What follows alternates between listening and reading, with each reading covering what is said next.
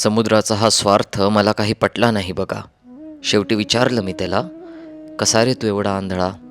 ती नदी जी दरवर्षी पाऊस आल्यावर प्रवास ठरवते, तुझ्यापर्यंत पोचण्यासाठी कठीण वाटा पार करते, पण गावाकडच्या पर्वतांना ओलांडू शकत नाही. का नाही फरक पडत तुला तिच्या या संघर्षाचा? का घेत राहतोस तिची परीक्षा? का एकदाही मागे वळून पाहू शकत नाहीस तिच्या डोळ्यात साठलेलं दुःख, तिचं एकटेपण? थोड्या वेळाच्या शांततेनंतर समुद्र अचानक गरजला.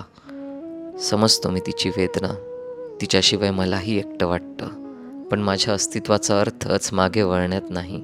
रोज तिच्या आठवणीत आणि सूर्याच्या उष्णतेत माझं अस्तित्व जळतं, वाफ बनवून त्या आकाशात हरवतं. पण हा माझा शेवट नाही, कारण तिच्यासाठी मी पुन्हा पावसाच्या थेंबाचं रूप घेऊन येतो.